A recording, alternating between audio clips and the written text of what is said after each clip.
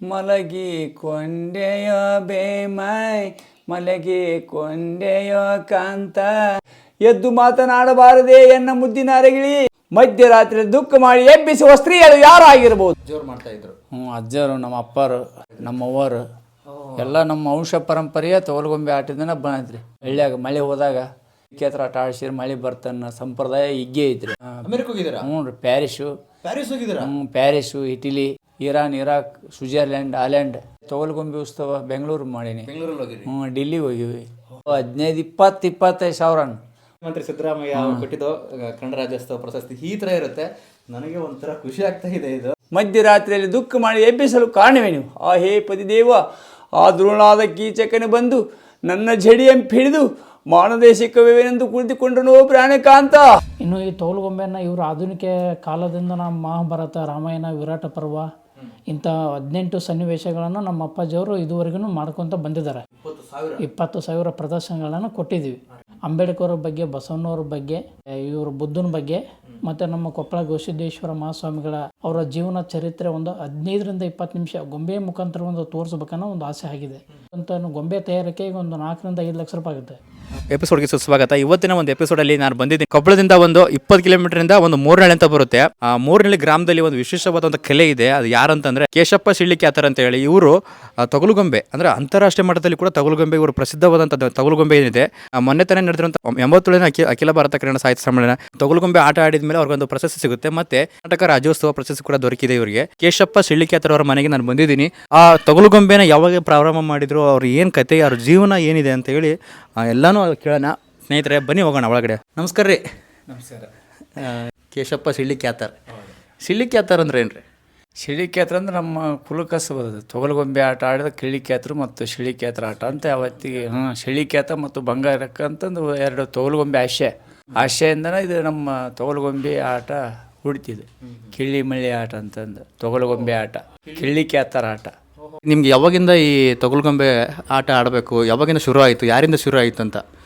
ಇದು ನಮ್ಮ ಅಜ್ಜರ ಕಾಲದನ ಶುರು ಆಯ್ತದೆ ಆಟ. ನಮ್ಮ ಅಜ್ಜವ್ರು ಲಕ್ಷ್ಮಪ್ಪಜ್ಜ ಅಂತ, ನಮ್ಮ ತಂದೆ ಅಪ್ಪರ್ ಲಕ್ಷ್ಮಪ್ಪ ಅಂತ, ಅವರಿಂದ ನಮ್ಮ ಅಪ್ಪರ್ ಕಲ್ತ್ರಿ. ನಮ್ಮ ಅಪ್ಪರಿಂದ ಮತ್ತು ನಾನು ಆ ತೊಗಲುಗೊಂಬೆ ಆಟ ಸಣ್ಣವಿದ್ದಲ್ಲಿದ್ದ ನನ್ನ ಪರಂಪರೆ ತೊಗಲುಗೊಂಬೆ ಆಟದಾಗ ನಮ್ಮ ಅಂಟೆನ ಬೆಳ್ಕೊಂತ ಬಂತ್ರಿ. ಹಂಗಾಗಿ ನಾವು ತೊಗಲುಗೊಂಬೆ ಆಟ ಪ್ರದರ್ಶನ ಮಾಡೋಕ್ಕಾಯ್ತಿದೆ. ಅಜ್ಜರು, ನಮ್ಮ ಅಪ್ಪರು, ನಮ್ಮವ್ವರು ಎಲ್ಲ ನಮ್ಮ ವಂಶ ಪರಂಪರೆಯ ತೊಗಲುಗೊಂಬೆ ಆಟದಿಂದ ಬಂದ್ರಿ. ಕುಟುಂಬನೇ ತೊಗಲುಗೊಂಬೆ ಆಟ. ತೊಗಲುಗೊಂಬೆ ಆಟ ಕುಟುಂಬ. ಈಗಿನ ನಮ್ಮ ಮಕ್ಕಳಿಗೆ ಅದನ್ನ ತೊಗಲುಗೊಂಬೆ ಆಟನ ಮಾಡ್ತಾರೆ. ಅವರು ಹಾರ್ಮೋನಿ ಮುರಿದಂಗೆ ಎಲ್ಲ. ಕೀಚಕನೆ ಬಂದು ನನ್ನ ಜಡಿಯಂಪಿ ಹಿಡಿದು ಮಾನದೇಶಿಕವೆಂದು. ಮಕ್ಕಳಿದ್ದಾರೆ? 3 ಗಂಡು ಮಕ್ಕಳು. ಸಣ್ಣವರಿದ್ದಾಗಿಂದನೂ ಪ್ರಾಕ್ಟೀಸ್ ಮಾಡಿರಿ? ಸಣ್ಣವರಿಂದ ಹಾಡ್ತಾ ಇದ್ದೀರಿ? ಎಲ್ಲೆಲ್ಲ ಆಡಿದ್ದೀರಾ? ನಮ್ಮ ತಂದೆಯವರು ಇಲ್ಲಿ ಹಳ್ಳಿ ಒಳಗೆ ಆಡಿಸ್ತಾರೆ. ಹಳ್ಳಿಯಾಗ ಮಳೆ ಹೋದಾಗ ಕಿಳಿಕ್ಯಾತ್ರ ಆಟ ಆಡಿಸಿದ್ರೆ ಮಳೆ ಬರ್ತಾನ ಸಂಪ್ರದಾಯ ಹಿಗ್ಗೆ ಐತ್ರಿ. ಇವಾಗ ಮಾನದೇಶಿಕವೆಂದು ಕುಳಿತುಕೊಂಡನು ಪ್ರಾಣಕಾಂತ. ಮಳೆ ಹೋದಾಗ ನಮ್ಮನ್ನ ಕರೆಸ್ತಾರೆ. ಕರೆಸಿ ಹಳ್ಳಿ ಒಳಗೆ ಗೊಂಬೆ ಆಟ ಆಡಿಸ್ತಾರೆ. ಆಡಿಸಿ ಮಳೆ ಉತ್ಪಾದನೆ ಆಗೈತ್ರಿ. ಅವತ್ತಿ ಪುರಾತನ ಕಾಲದನ ಬಂದ ಅದ ಆಟ ಕಲಕಂದ್ರೆ ನಮ್ಮ ಅಪ್ಪರ ಜೊತೆಗೆ ನಾವು ಇಂಟರ್ನ್ಯಾಷನಲ್ಗೆ ಹೋದ್ವಿ. ಅಮೆರಿಕ ಹೋಗಿದ್ದೀರಾ? ಹ್ಞೂ ರೀ. Paris, Italy, Iran, Iraq, Switzerland, Holland ಎಲ್ಲವೂ ಹೋಗಿ ಎಲ್ಲ ವಿದೇಶದೊಳಗೆ ಪ್ರದರ್ಶನ ಮಾಡಿ ನಮ್ಮ ಕರ್ನಾಟಕದ ಕೀರ್ತಿ ತಂದಂಥ ಕಲಾವಿದರು ನಾವು. ಆ ತೆಹರಾನ್ನ ತೊಗಲುಗೊಂಬೆ ಉತ್ಸವ ಪ್ರಶಸ್ತಿ ತಂದೀವಿ. ತೆಹರಾನ್ನಲ್ಲಿ?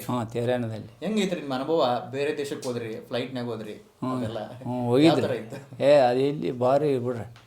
ವಿಮಾನ್ಯಾಗ ಹೋದಾಗ ಭಾರಿ. ಏನು ಯಾರು ಬಂದ್ರಿ ನಿಮ್ಮ ಜೊತೆ? ಅವು ನಮ್ಮ ಕರ್ಕೊಂಡು ಹೋದ್ರೆ ನಮ್ಮ ಈಚಿ ಬೋರ್ಲಿಂಗಯ್ಯ ಅಂತ ಕನ್ನಡ ವಿಶ್ವವಿದ್ಯಾಲಯ ಯೂನಿವರ್ಸಿಟಿ ಈಚಿ ಬೋರ್ಲಿಂಗಯ್ಯ ಅವರು ನಮ್ಮನ್ನು ವಿದೇಶಕ್ಕೆ ಕರ್ಕೊಂಡು ಹೋದಾಗ ಅಂದ್ರೆ 22-23 ಅನ್ರಿ. ಅವಾಗ ಹೋಗಿ 92. ನೀವು ಮತ್ತು ಅವರು? ನಮ್ಮ ಈಚಿ ಬೋರ್ಲಿಂಗಯ್ಯ ಅವರು, KS ಉಪಾಧ್ಯಾಯ ಅವರು, ನಮ್ಮ ತಂದೆ ತಾಯಿ, ನಮ್ಮ ಅಣ್ಣರು ಅಷ್ಟು ನಮ್ಮ ಫ್ಯಾಮಿಲಿನೇ ಹೋಗಿದ್ರಿ ನಾವು. ಆಗಲಿ ಅಣ್ಣನಾದ ಧರ್ಮರಾಜನ ಆದ್ಯವು ಏನಾಯಿತು? ಹೋಗಿದ್ದೆ ಆನೆಗುಂದಿ ಉತ್ಸವ, ಹಂಪಿ ಉತ್ಸವ, ಆಮೇಲೆ ಘನಗಿರಿ ಉತ್ಸವ, ಆಮೇಲೆ ಮೈಸೂರು ಉತ್ಸವ, ಮೈಸೂರು ದಸರಾ ಉತ್ಸವ, ಆಮೇಲೆ ಹೊರನಾಡು ಉತ್ಸವ, ಹೊರನಾಡು ಉತ್ಸವ ಹೋಗಿದ್ವಿ. ಎಲ್ಲ ಪ್ರಶಸ್ತಿ ಅಂತ ಬಂದಿಲ್ಲ ಅನ್ನಂಗೆ ಬಿಡ್ರಿ. ಎಲ್ಲವೂ ತಂದಿ. ಆಮೇಲೆ ಇದು ನಾನೇ ನೋಡೇ ಇಲ್ಲ ನಿಜವಾಗ್ಲೂ. ಎಷ್ಟೋ ಜನಕ್ಕೆ ಗೊತ್ತೇ ಇಲ್ಲ. ಸಂಗೊಳ್ಳಿ ರಾಯನ ಉತ್ಸವಕ್ಕೆ ಹೋಗಿವಿ. ಬೆಳವಡಿ ಮಲ್ಲಮ್ಮನ ಉತ್ಸವಕ್ಕೆ ಹೋಗಿವಿ ಎಲ್ಲ ಹೋಗಿವ್ರಿ. ಇದೇ ತಿಂಗಳ ಗವಿಮಠ ಜಾತ್ರೆ ಇದೆ, ಅಜ್ಜವ್ರ ಜಾತ್ರೆ ಇದೆ. ಹ್ಞೂ ರೀ. ಅದನ್ನು ಅಲ್ಲಿ ಕೂಡ ಮಾಡ್ತೀರಾ?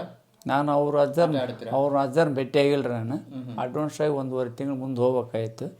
ಆದ್ರೆ ನಮ್ಮ ಕೊಪ್ಪಳ ಗವಿಸಿದ್ದೇಶ್ವರ ಸ್ವಾಮಿಗಳ ಆಶೀರ್ವಾದ ನನಗೆ ಭಾಳ ಐತ್ರಿ.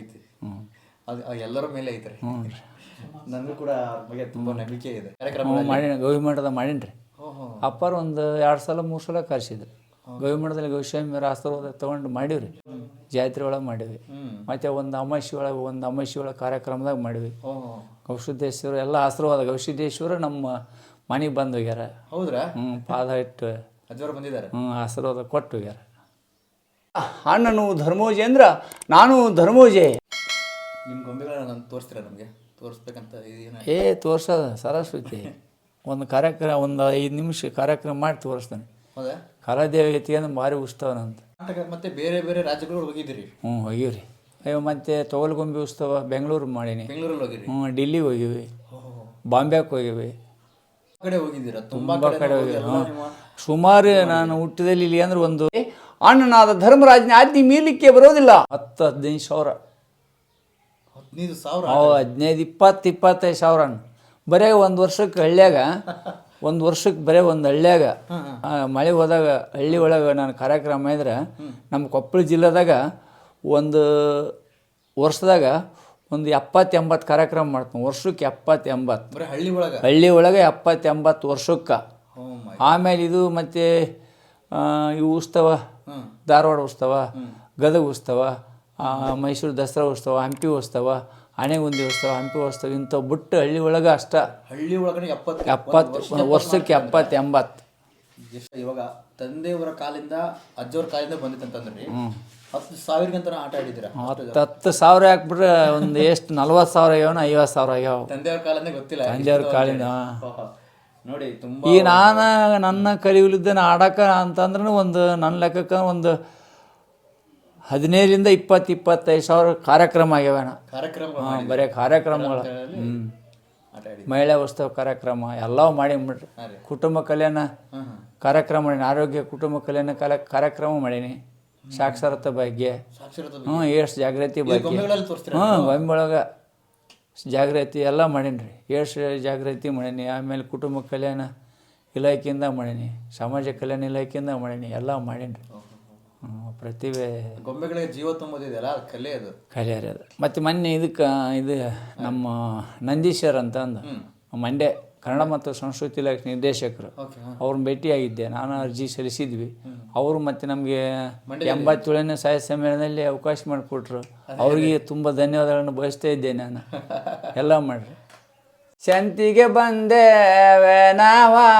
ನಮ್ಮ ಈ ಎಲ್ಲ ಪ್ರತಿಭೆಗಳನ್ನು ಗುರುತಿಸಿ ನಮ್ಮ ಶಿವರಾಜ್ ಎಸ್ ತಂಗಡಿ ಅವರು ನಮ್ಮ ಜಿಲ್ಲೆಯ ಸಚಿವರಾದರಂತರ ಅವರು ನನ್ನ ಕಲೆಯನ್ನು ಗುರುತಿಸಿ ನಮ್ಮ ಜಿಲ್ಲೆಯದ ಒಳಗೆ ಅಂತಾರಾಷ್ಟ್ರ ಮಟ್ಟಕ್ಕೆ ಹೋಗಿ ಬಂದಾರೆ. ಕೇಶಪ್ಪ ಅವರು ಕರ್ನಾಟಕದ ಕೀರ್ತಿಯನ್ನು ಬೆಳೆಸ್ಯಾರ ಅಂತಂದು ಆ ಪ್ರತಿಭೆಯನ್ನು ನೋಡಿ ನಮ್ಮ ಶಿವರಾಜ್ ತಂಗಡಿಗೆ ಅವರು, ನಮ್ಮ ಮತ್ತು ಸಿದ್ದರಾಮಯ್ಯ ಸಾಹೇಬರು, ಆಮೇಲೆ ನಮ್ಮ ಜಿ ಪರಮೇಶ್ವರ್ ಸರ್, ಆಮೇಲೆ ನಮ್ಮ ಡಿ ಕೆ ಶಿವಕುಮಾರ್ ಸರ್, ಆಮೇಲೆ ರಾಘವೇಂದ್ರ ಹಿಟ್ನಾಳ್ ಅವರು ನಮ್ಮ ಶಾಸಕರು ಎಲ್ಲ ನಮ್ಮ ಕಲೆಯನ್ನು ಗುರುತಿಸಿ ರಾಜ್ಯ ಪ್ರಶಸ್ತಿ ಕೊಟ್ಟದಕ್ಕೆ ಅವರೆಲ್ಲರಿಗೂ ನನಗೆ ಧನ್ಯವಾದಗಳು ಹೇಳ್ತೀನಿ ಸರ್. ಅಲ್ಲ, ಅವರು ಕೊಟ್ಟಿದ್ದಾರೆ, ನೀವು ಅಷ್ಟು ಶ್ರಮ ಪಟ್ಟಿದ್ದೀರ. ಆ ಕಲೆನ, ಆ ಗೊಂಬೆಗಳಿಗೆ ಜೀವ ತುಂಬಿ ಆ ಕಲೆನ ಇಲ್ಲಿವರೆಗೂ ತೊಗೊಂಬಂದಿದ್ದೀರ. ಓನ್ಲಿ ಭಾರತ ಅಲ್ಲ, ಅಂತಾರಾಷ್ಟ್ರ ಮಟ್ಟಕ್ಕೆ ಹೋಗಿ ಅದನ್ನು ತಲುಪಿಸಿದ್ರಲ್ಲ ನಮ್ಮ ಕಲೆನ. ಅದಕ್ಕೆ ಏನು ಕೊಟ್ಟರು ಅದು ಕಡಿಮೆನೆ. ತುಂಬ ಹೆಮ್ಮೆ ಅನಿಸ್ತಿದೆ ನನಗೆ ಗೊತ್ತಿಲ್ಲ. ನಾನು ಇದ್ರ ಬಗ್ಗೆ ಸ್ವಲ್ಪ ಇಚ್ಛಿತಿಗೆ ಸ್ವಲ್ಪ ಸರ್ಚ್ ಮಾಡಿದಾಗ ಗೊತ್ತಾಯಿತು. ಅದಕ್ಕೋಸ್ಕರ ನಾನು ಬಂದಿರೋದು. ತುಂಬ ಒಳ್ಳೇದಾಗ್ತಲ್ರಿ. ನಿಮಗೆ ನೀವು ಬಂದಕ್ಕೆ ನಮ್ಗೆ ಖುಷಿ ಅನಿಸ್ತಿ. ನನಗೂ ಭಾಳ ಅಲ್ಲಿಂದ ಯಾರಿಗೆ ಬಂದಾರ ಪಾಪ ನಮ್ಮ ಕಲೆಯನ್ನು ನೋಡೋಕೆ ಗುರುತಿಸಿ ನೋಡೋಕೆ ಬಂದ್ರೆ ನನಗೆ ಜನಕ್ಕೆ ತಲುಪಿಸೋಕೆ, ತೋರಿಸೋಕೆ ಇಂಥ ಕಲೆಗಳಿದ್ದಾವೆ. ಓನ್ಲಿ ನಮ್ಮ ಬೇರೆ ಬೇರೆ ರಾಜ್ಯಕ್ಕೂ ಕೂಡ, ನಿಮ್ಮ ದೇಶಕ್ಕೆ ಕೂಡ ನಿಮ್ಮ ಕಲೆ ಎಲ್ಲ ಕಡೆ ಹೋಗಿದೆಯಲ್ಲ, ಇದ್ರ ಬಗ್ಗೆ ಜನಕ್ಕೆ ಗೊತ್ತಾಗಲಿ, ತೋರಿಸ್ಬೇಕಿದೆ. ನಮ್ಮ ಕನ್ನಡ ರಾಜ್ಯೋತ್ಸವ ಪ್ರಶಸ್ತಿ 2023ರಲ್ಲಿ ನಮ್ಮ ಕೇಶಪ್ಪ ಅವರ ತಾತ ಅವ್ರಿಗೆ ಕೊಟ್ಟಿರುವಂಥ ಪ್ರಶಸ್ತಿ ಇದು ಎಲ್ಲರಿಗೂ ಬರೋಲ್ಲ. ತುಂಬ ಶ್ರಮ ಪಟ್ಟರೆ ಮಾತ್ರ ಬರುತ್ತೆ. ಕಲೆಗಳನ್ನು ಸಾರಿದ್ರೆ ಬರುತ್ತೆ. ಅವತ್ತು ನೋಡೋಣ. ನಿಮಗೆ ಇದನ್ನು ಸಿದ್ದರಾಮಯ್ಯ ಅವರು ಕೊಟ್ಟಿದ್ದು? ಹೌದು, ಸಿದ್ದರಾಮಯ್ಯ ಅವರು, ಮುಖ್ಯಮಂತ್ರಿ ಸಿದ್ದರಾಮಯ್ಯ ಅವರು ಕೊಟ್ಟಿದ್ದು ಕನ್ನಡ ರಾಜ್ಯೋತ್ಸವ ಪ್ರಶಸ್ತಿ. ಈ ಥರ ಇರುತ್ತೆ. ನನಗೆ ಒಂಥರ ಖುಷಿ ಆಗ್ತಾ ಇದೆ. ಇದು ನೋಡ್ತಾ ಇರೋದಕ್ಕೆ ನನಗೆ ಇಷ್ಟು ಖುಷಿ ಆಗಿದೆ. ನೀವು ಪಡ್ಕೊಂಡಿದ್ದೀರಾ, ನಿಜವಾಗ್ಲೂ ಪುಣ್ಯ ಮಾಡಿರಬೇಕು. ನಿಮ್ಮ ಅದ್ಭುತವಾದ ಕಲೆ ಇದು ನೋಡಿ. ಬಯಲಾಟ ಕೇಶಪ್ಪ ಶಿಳ್ಳೆಕ್ಕೆ ಆ ಥರ ಒಂದು ಕನ್ನಡ ರಾಜ್ಯೋತ್ಸವ ಪ್ರಶಸ್ತಿ ಇದು. ಚಿಕ್ಕಪತಿಗಳಾದ ಅನುಕೂಲ ಸಾದೇವ್ರಿ. ನಿಮ್ಮ ಗೊಂಬೆಗಳನ್ನ ತೋರಿಸ್ತೀರಾ? ತಗುಲು ಗೊಂಬೆಗಳನ್ನ ತೋರ್ಸೋಣ. ಸ್ನೇಹಿತರೆ ಬನ್ನಿ, ಇವಾಗ ಕೇಶಪ್ಪ ತಾತ ಅವರು ನಮಗೆ ತಗುಲು ಗೊಂಬೆಗಳನ್ನ ತೋರಿಸ್ತಾರೆ, ನೋಡೋಣ ಬನ್ನಿ. ಅದು ಒಂಥರ ಇದು ಮಾಡಿದ್ದಾರೆ ಪ್ಯಾಕಿಂಗ್. ಬನ್ನಿ. ಇವು ಮುಳ್ಳ್ರಿ ಸರ್. ಇದು ಈ ಮುಳ್ಳುಗಳು ಮುಳ್ಳು ಅಂದ್ರೆ ಇದು ಯಾವಾಗಲೂ ಅಜ್ಜನ ಕಾಲದವ ಐತ್ರಿ. ಯಾಕಂದ್ರೆ ಟಾಚಿನಿ ಹೊಡಿತೆ ಅಂದ್ರೆ ಬರಲ್ರಿ ಇದು. ಟಾಚಿನಿ ಯಾರ ಮತ್ತೆ ಇದ್ರಾಗ ಸ್ಕ್ರೀನ್ಯಾಗ ಚುಚ್ಚಿವಲ್ರಿ, ರುಮಾಲ್ಯಾಗ ಚುಚ್ಚಿದ ಹಿಂಗೆ ಕೈಯಿಂದ ಹಿಂಗೆ ಹೊರಗೆ ಬರಾಗಿಲ್ಲ. ಇದು ತುಂಬಿರ್ತಲ್ಲ ಹಿಂಗೆ ಬರುತ್ತೆ. ಟಾಚಿನ ದಡ ತಕ್ಕನಕ್ಕೆ ಬರಲ್ರಿ. ಅದಕ್ಕೋಸ್ಕರ ಈ ಮುಳ್ಳುಗಳನ್ನ ನಮ್ಮ ಅಜ್ಜನ ಕಾಲದ ಬಂದವರು. ಮಲಗಿ ಕೊಂಡೆಯೋ ಬೇಮೈ ಮಲಗಿ ಕೊಂಡೆಯೋ ಕಾಂತ ಚಲವೋ ಚೆನ್ನಿಗೋ ರಮನ ಒಲಬಾ ದುರುಳ ಕೀಚಕ ಬಂದೋಯ್ ದುರುಳ ನೀಚನೆ ಬಂದೋಯ್ ಮುಣಚಾರ್ಗ ಪೇಂಡೆ ಜಳಿದ ಒಲಬಾ ಎದ್ದು ಮಾತವ ನಾಡೋ ಎದ್ದು ಮಾತವ ನಾಡೋ ಮುದ್ದಿನ ಅರಗಿಳೆ ಒಲಬಾ ಎದ್ದು ಮಾತನಾಡಬಾರದೆ ಎನ್ನ ಮುದ್ದಿನ ಅರಗಿಳಿ, ಎದ್ದು ಮಾತನಾಡು ಪ್ರಾಣಕಾಂತ. ಏನು ಮಧ್ಯರಾತ್ರಿ ದುಃಖ ಮಾಡಿ ಎಬ್ಬಿಸುವ ಸ್ತ್ರೀಯರು ಯಾರಾಗಿರ್ಬೋದು? ರಂಭ, ಓರ್ವಶಿ, ಮೇನಕಿ, ತಿಲೋತ್ಮಿ.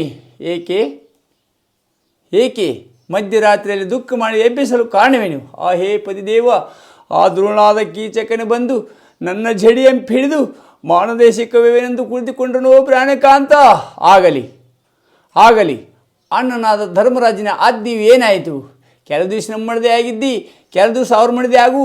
ಧರ್ಮೋಜೇಂದ್ರನು ಪ್ರಾಣಕಾಂತ. ಅಣ್ಣನು ಧರ್ಮೋಜೇಂದ್ರ, ನಾನು ಧರ್ಮೋಜಯ. ಯಾಕೆಂದರೆ ಅಣ್ಣನಾದ ಧರ್ಮರಾಜನ ಆಜ್ಞೆ ಮೀರಲಿಕ್ಕೆ ಬರೋದಿಲ್ಲ. ಅಣ್ಣನು ಧರ್ಮೋಜೇಂದ್ರ, ನಾನು ಧರ್ಮೋಜಯ. ಧರ್ಮೋಜಯ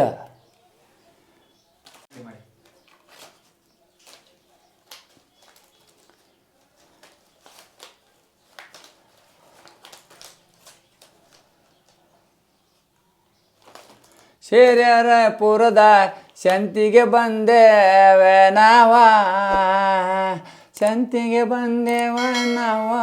ಸಂಘಟದಾರೆಲ್ಲರ ನಮಗೆ ತಡೆಯ ತೆರೆದೋಯ್ ಕತ್ತಲಾಗಿ ಅರಬೆ ಪರಬೆ ನಮಗೆಲ್ಲ ಐದೇ ತಯ್ಯ ತಮ್ದನ ಹಿನಿತ.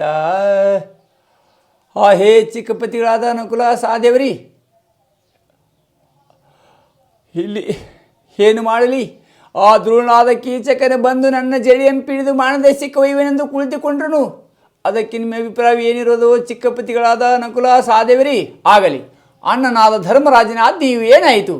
ಕೆಲವು ದಿವಸ ನಮ್ಮಳದಾಗಿದ್ದಿ, ಕೆಲವು ದಿವಸ ಅವರು ಮಳದೇ ಆಗು. ಧರ್ಮೋಜೇಂದ್ರನು ಪ್ರಾಣಕಾಂತ, ಅಣ್ಣನು ಧರ್ಮೋಜೇಂದ್ರ, ನಾವು ಧರ್ಮೋಜಯ. ನಿಮ್ಮ ಮನಸ್ಸಿಗೆ ಬಂದಂತೆ ಮಾಡಿಕೊಳ್ಳೆ ಪ್ರಾಣಮನವರೇ. ಏಕೆಂದರೆ ಅಣ್ಣನಾದ ಧರ್ಮರಾಜನ ಆಜ್ಞೆ ಮೀರಲಿಕ್ಕೆ ಬರೋದಿಲ್ಲ. ಅಣ್ಣನು ಧರ್ಮೋಜೇಂದ್ರ, ನಾವು ಧರ್ಮೋಜಯ. ಧರ್ಮೋಜಯ ಏಕೆ ಹುಟ್ಟಿದರೋ ನೀವು ಕ್ಷತ್ರಿಯರಾಗಿ ಈ ಭೂಮಿ ಮೇಲೆ? 4 ಮಂದಿ ಪತಿಗಳು ಇದ್ದದ್ದು ಇಲ್ಲದಂತಾಯಿತೆ.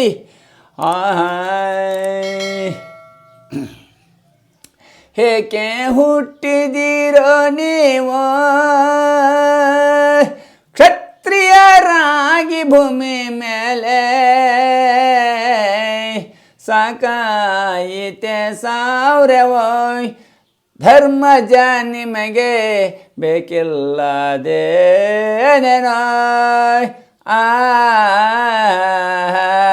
ಹೋತರಂ ತತ್ವ ಕಿಡಿಕಿಡಿತ.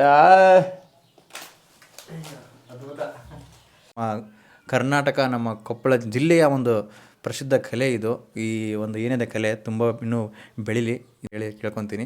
ಅವ್ರಿಗೆ ಏನೇನು ಪ್ರಶಸ್ತಿಗಳು ಸಿಗಬೇಕು ಅದು ನಿಜವಾಗ್ಲೂ ಸಿಗಲೇಬೇಕು ಅಜ್ಜಿಯವ್ರಿಗೆ. ಇವರು ಕೂಡ ಇನ್ನೂ ಇವಾಗ ತಾತವ್ರು ಮಾತಾಡಿರಲ್ಲ, ಕೇಶಪ್ಪ ಶಿಳ್ಳಿಕ್ಯಾತವ್ರು ಅವ್ರು ಮಾತಾಡ್ರಂತೆ ಎಲ್ಲ ನಿಮ್ಗೆ ನೋಡಿದ್ರಿ.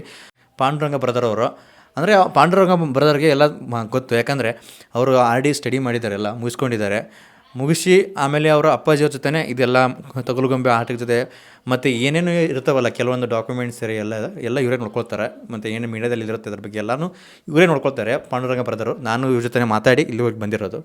ಈ ನಿಮ್ಮ ಕಲೆ ಇದೆಯಲ್ಲ, ತಗುಲುಗೊಂಬೆ ಕಲೆಯನ್ನು, ಗೊಂಬೆಗೆ ಒಂದು ಜೀವ ತುಂಬುವಂಥ ಕಲೆ ಇದೆಯಲ್ಲ, ಇದು ಮುಂದೆ ನೀವು ಎಲ್ಲಿರುವ ತೊಗೊಂಡು ಹೋಗ್ಬೇಕಂತ ಅಂದ್ಕೊಂಡಿರಿ, ಏನಿದೆ ಅಂತ ಕತೆ? ಮುಂದೆ ಏನಂದ್ರೆ ನಮ್ಮ ಅಪ್ಪಾಜಿಯವರು ಈಗ ಅಮೇರಿಕಾ, ಪ್ಯಾರಿಸ್, ಇಟ್ಲಿ, ಸ್ವಿಟ್ಜರ್ಲ್ಯಾಂಡ್ ಲೈನ್ ಎಲ್ಲ ಹೋಗಿ ಬಂದಿದ್ದಾರೆ. ಔಟ್ ಆಫ್ ಕಂಟ್ರಿ ಎಲ್ಲ ನಮ್ಮ ಅಪ್ಪಾಜಿಯವರು ಹೋಗಿ ಬಂದಾರೆ. ಅಪ್ಪಾಜಿಯವರು ಬಂದರೆ ಈ ಪುನಃ ನಮ್ಮ ಒಂದು ಇದರಿಂದ ನಮ್ಮ ಅಪ್ಪಾಜಿಯವರು, ನಾನು ಮತ್ತು ನಮ್ಮ ಬ್ರದರು, ನಮ್ಮ ತಾಯಿಯವರು, ನಮ್ಮ ಕುಟುಂಬದಿಂದ ಮತ್ತೊಮ್ಮೆ ಅಮೇರಿಕಾ, ಪ್ಯಾರಿಸ್, ಇಟ್ಲಿ, ಸ್ವಿಟ್ಜರ್ಲ್ಯಾಂಡ್ ಹೋಗ್ಬೇಕನ್ನೋ ಒಂದು ನಮಗೂ ಕೂಡ ಆಸೆ ಇದೆ. ಅದನ್ನು ಹೆಚ್ಚಾಗಿ ಸರ್ಕಾರಕ್ಕೂ ನಾವು ಭಾಳ ಸಲನೂ ಹೇಳಿದ್ದೀವಿ. ಈ ಸಲ ಅಕ್ಕ ಸಮ್ಮೇಳನಕ್ಕೂ ಸೆಲೆಕ್ಷನ್ ಆಗಿತ್ತು, ಬಟ್ ಈ ಸಹ ಆಗಿದ್ದಿಲ್ಲ. ಈ ಸಹ ಬೇಕಂದ್ರೆ ಒಂದು 45 ದಿನ 50 ದಿನ ಬೇಕಂತೆ. ಬಟ್ ಅವರು ಸೆಲೆಕ್ಷನ್ ಮಾಡೋ ಬಿಫೋರಲ್ಲೇ ಈ ಸಹ ಕೇಳಿದರು. ಈ ಸಹಿಂದಲೇ ಸಿಗೋಲ್ಲ, 45ರಿಂದ 1 ತಿಂಗಳು ಮುಂಚೆಗೆ ಈ ಸಹಕ್ಕೆ ಅಪ್ಲಿಕೇಶನ್ ಹಾಕ್ಬೇಕಾಯ್ತಂತೆ. ಬಟ್ ಈ ಸಹ ಕೈ ತಪ್ಪೋದ್ರಿಂದ ಅಕ್ಕ ಸಮ್ಮೇಳನಕ್ಕೆ ಅಮೇರಿಕಕ್ಕೆ ಹೋಗೋದು ಈ ಸಲ ಕ್ಯಾನ್ಸಲ್ ಆಯಿತು. ಮುಂದಿನ ಸಲ ಅಕ್ಕ ಸಮ್ಮೇಳನಕ್ಕೆ ಹೋಗ್ಬೇಕನ್ನೋ ಒಂದು ಭರವಸೆ ಕೊಟ್ಟಿದ್ದಾರೆ. ಮುಂದ್ಸಲ ಹೋಗ್ಬೇಕನ್ನೋ ನಮ್ಮದು ಒಂದು ಇದು ಇದೆ. ಇನ್ನು ಈ ತೋಲುಗೊಂಬೆಯನ್ನು ಇವರು ಆಧುನಿಕ ಕಾಲದಿಂದ ನಮ್ಮ ಮಹಾಭಾರತ, ರಾಮಾಯಣ, ವಿರಾಟ ಪರ್ವ ಇಂಥ 18 ಸನ್ನಿವೇಶಗಳನ್ನು ನಮ್ಮ ಅಪ್ಪಾಜಿಯವರು ಇದುವರೆಗೂ ಮಾಡ್ಕೊತ ಬಂದಿದ್ದಾರೆ. ಸುಮಾರು ಹಂಪಿ ಉತ್ಸವ, ಆನೆಗುಂದಿ ಉತ್ಸವ, ದಸರಾ ಉತ್ಸವ, ಲಕ್ಕುಂಡಿ ಉತ್ಸವ, ಸುಮಾರು ಉತ್ಸವಗಳಲ್ಲಿ ಇದುವರೆಗೆ ಒಂದು 15ರಿಂದ 20 ಸಾವಿರ ಪ್ರದರ್ಶನಗಳನ್ನ ಕೊಟ್ಟಿದ್ದಾರೆ. ನಾವು ನಮ್ಮ ಅಪ್ಪಾಜಿಯವರು ಸೇರಿ 20 ಸಾವಿರ ಪ್ರದರ್ಶನಗಳನ್ನು ಕೊಟ್ಟಿದ್ದೀವಿ.